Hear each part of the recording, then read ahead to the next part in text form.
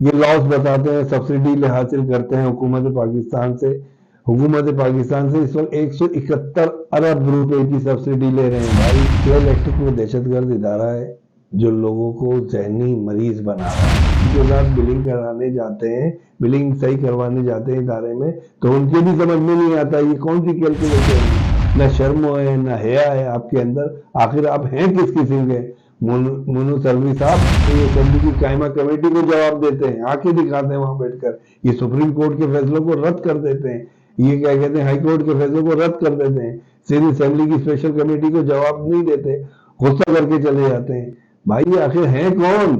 السلام علیکم، میں ہوں فاضل نقوی، آپ دیکھ رہے ہیں جسارت نیوز۔ میں آج کا بڑا اہم موضوع ہے، اس شہر کے لیے سب سے اہم موضوع آج کا ہے۔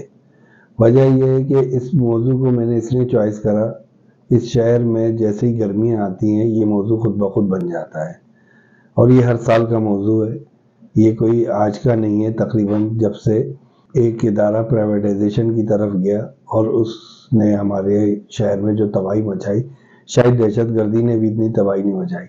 میں اس ادارے کی بات کر رہا ہوں جو مکمل طور پہ کراچی شہر میں دہشت گردی پھیلا رہا ہے۔ آپ کہیں گے کون سا ادارہ ہے ایسا جو مکمل طور پہ دہشت گردی ہے؟ اس سے ایک چھوٹے سے بچے سے لے کے ایک بزرگ تک، اور بزرگ سے لے کے ایک چھوٹے بچے تک، اس میں خواتین بھی، طالب علم بھی، عام لوگ، مقصد جو بیچارے روزگار ہیں وہ سب پریشان ہیں۔ کے الیکٹرک وہ دہشت گرد ادارہ ہے جو لوگوں کو ذہنی مریض بنا رہا ہے، جو صبح سے اپنی لائٹ آف کرتا ہے، علاقوں میں دہشت گردی پھیلاتا ہے لائٹ آف کر کے۔ وہ بیچارے عام لوگ جو آرام کرنا چاہتے ہیں، کام کرنا چاہتے ہیں، گھر میں رہنا چاہتے ہیں، ان کو رہنے نہیں دیتا۔ یہ وہ ادارہ ہے۔ دوسری چیز، اس ادارے کی میں بہت سی چیزیں آپ کے سامنے لاؤں گا جو آپ کو پہلے شاید نہ پتا ہوں۔ میں کچھ حقائق آپ کے سامنے رکھوں گا۔ یہ نیشنل گریڈ سے اس وقت 1600 میگا واٹ لے رہے ہیں، اور وفاقی حکومت انہیں مزید 2000 تک لے جائے گی، تقریباً 400 میگا واٹ کا اضافہ کر دے گی۔ اور جو یہ دعویٰ کرتے ہیں کہ الیکٹرک والے، جو ان کے پاس گیس اسٹیشن ہے، یہ وہاں پر تقریباً 1850-60 میگا واٹ بجلی بنانے کا دعویٰ کرتے ہیں۔ ان میں 5 تقریباً گیس اسٹیشن ہے، جس میں سوری میں آپ کو پڑھ کے بھی بتا دیتا ہوں، اس میں ہے بن قاسم 2، بن قاسم 3 اور کورنگی سائڈ ایریاز۔ یہ 5 جو ان کے گیس اسٹیشن ہے جہاں پہ بجلی بنائی جاتی ہے۔ کہیں پہ 500 میگا واٹ ہے، کہیں پہ 400، کہیں پہ 900، کہیں پہ 246، اس طرح مختلف ہے، جو 1866 میگا واٹ بنتی ہے۔ میرا بتانے کا مقصد یہ ہے کہ یہ تقریباً 3400 میگا واٹ بجلی اس وقت انہیں مل رہی ہے۔ 1600 میگا واٹ وہاں سے، 1800 یہ تقریباً جو 3400 میگا واٹ بنتی ہے، اور کراچی کی ریکوائرمنٹ جو ٹاپ پہ بالکل چلا جائے تو 2700-2800 ہے۔ تو یہ 400 میگا واٹ اضافی انہیں بجلی مل رہی ہے، اس کو استعمال کیوں نہیں کر رہے؟ اچھا، ان کا ایک دعویٰ ہے کہ ان کے تقریباً 2129 فیڈر ہیں، جن میں 300 میں ان کو لاسز ہے، تقریباً 60%، کہیں 40%، کہیں 50%، اس طرح ملا کر وہ 60-70% کا لاسز شو کرتے ہیں 300 صرف فیڈر پہ۔ باقی 2100 میں سے 300 نکال دیے جائیں تو 1800 بچتے ہیں۔ 1800 پر ان کو ٹوٹل پروفٹ ہے۔ یہ لاس بتاتے ہیں سبسڈی حاصل کرتے ہیں حکومت پاکستان سے۔ حکومت پاکستان سے اس وقت 171 ارب روپے کی سبسڈی لے رہے ہیں بھائی، 171 ارب روپے کی۔ اچھا، اس ادارے میں یہ سب کچھ فیگر اس لیے بتا رہا ہوں، میں آگے اور دوسری باتیں بھی بتاؤں گا آپ کو، ان کی بدماشیاں بتاؤں گا۔ یہ سب کچھ ہونے کے باوجود یہاں پہ لوڈ شیڈنگ مستقل چل رہی ہے، 16 گھنٹے کی لوڈ شیڈنگ چل رہی ہے۔ لوگ دن بھر محنت کر کر آتے ہیں، رات کو سونے کے لیے لیٹتے ہیں تو 4-6 گھنٹے بجلی غائب ہوتی ہے۔ لوگ کہتے ہیں کہ لوڈ شیڈنگ اس لیے کر رہے ہیں کہ لاسز ہے۔ میں اپنے ہی علاقوں کی بات بتاؤں، وہاں پہ اس وقت 8 گھنٹے لوڈ شیڈنگ ہو رہی ہے۔ وہاں پہ لوگ بل بھی ادا کرتے ہیں، اس کے باوجود 8 گھنٹے لوڈ شیڈنگ کر رہے ہیں، کیونکہ ان کی دہشت گردی ہے۔ یہ دہشت گرد ادارہ ہے۔ اس دہشت گرد ادارے کو جب تک لگام نہیں ڈالے گی حکومت پاکستان، اس وقت تک کچھ نہیں ہوگا۔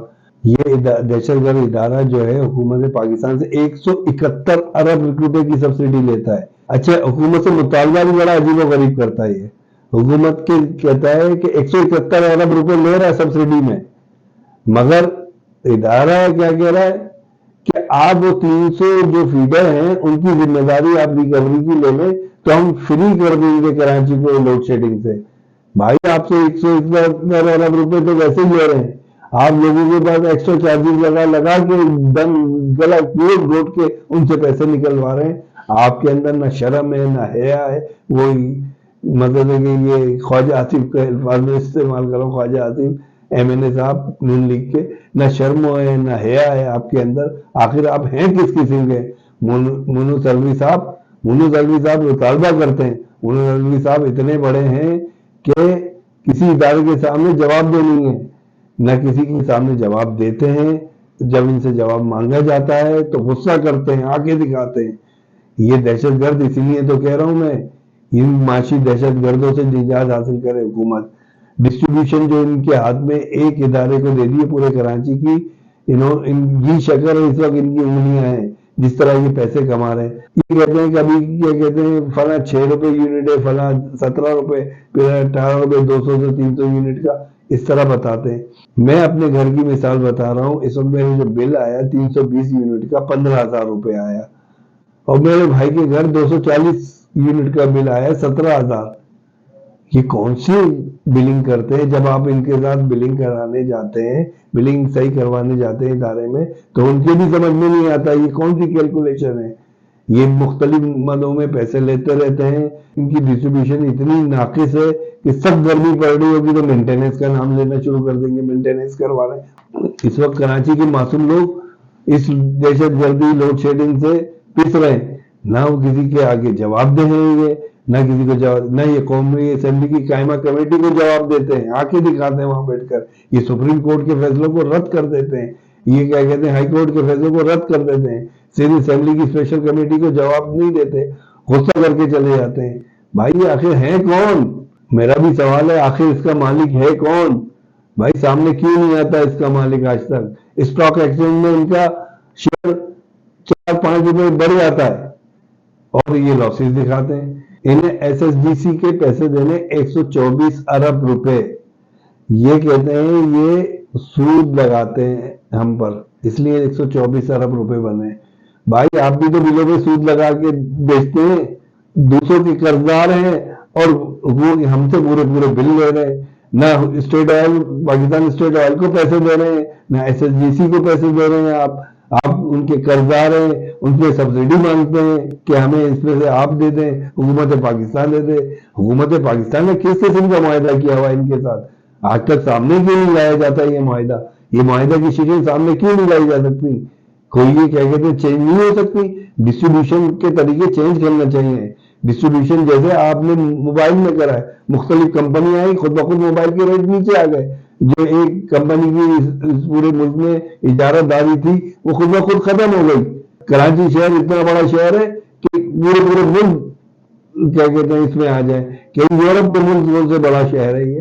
آپ ان کے ساتھ زیادتیاں کر رہے ہیں. حکومت پاکستان پوری اس میں انوالو ہے, اسٹیبلشمنٹ اس میں انوالو ہے, تمام ادارے اس میں انوالو ہے جس دہشت گردی ہے. اس دہشت گرد ادارے کے ساتھ یہ تمام تنظیمیں, نون لیگ, پیپلز پارٹی, یہ ان سے بھتے وصول کرتی ہے, ان سے جیبیں گرم کرتی ہے, اور قومی اسمبلی میں, صوبائی اسمبلی میں ایشو نہیں بناتی. یہ ڈسٹریبیوشن جو طریقہ کار ہے اس کو چینج کرنا چاہیے حکومت پاکستان کو, کیونکہ جو ان کی حکومت پاکستان سیاسی پارٹیاں سپورٹ کرتی ہیں مختلف, سوائے جماعت اسلامی کے. جماعت اسلامی نے جتنا اہم کردار ادا کیا میرے خیال سے کسی پارٹی نے ادا نہیں کیا. جماعت اسلامی نے قومی اسمبلی سے لے کر صوبائی اسمبلی تک ہر معاملے میں اس کو ایشو بنایا, اس کا سڑکوں پہ بھی احتجاج کیا, ان کے اندر ان کو لگام ڈالی گئی. اور سب سے بڑا جماعت اسلامی نے جو ایشو بنایا, گوشت جو بل پکڑے جماعت اسلامی نے آڈٹ کی رپورٹ کے مطابق, اس کا جواب نہیں دے. جب نیپرا نے ان سے ان گوشت بل کی تفصیل مانگی تو انہیں مہیا نہیں کر سکے. تو اس لیے میں گزارش کرتا ہوں حکومت پاکستان سے اس معاشی دہشت گرد ادارے کو لگام ڈالی جائے, اور ادارے کو پراپر طریقے سے ڈسٹریبیوشن ڈیوائیڈ کری جائے اداروں کی.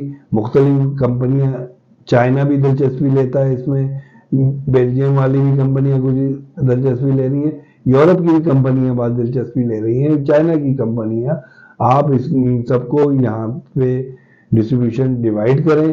آپ دیکھیں لوڈ شیڈنگ بھی کم ہوگی, بل بھی کم ہوں گے, اور لوگوں کو ریلیکس ملے گا. شکریہ. آئندہ نئے موضوع کے ساتھ حاضر ہوں گا. جب تک کے لیے مجھے اجازت دیجیے. اللہ حافظ.